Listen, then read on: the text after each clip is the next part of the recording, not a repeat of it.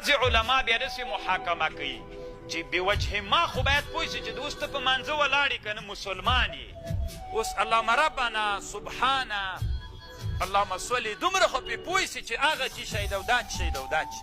دومره خو پوه شي که نه چې اللهم ربنا دعا ده سبحانک اللهم د الله تمجید و تحلیل او د الله لویي ده اللهم صل درود ده دومره خو پوه شي باید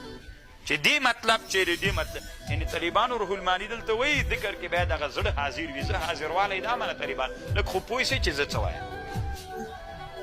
دا داسې مثال لري طالبانو لکه توتي ته چې یوه خبره ور په یاد کې چې وایي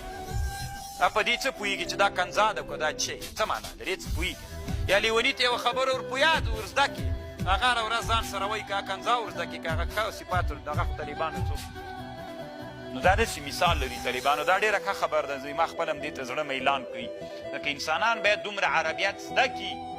چې د شیانو په معنا باندې پوه شي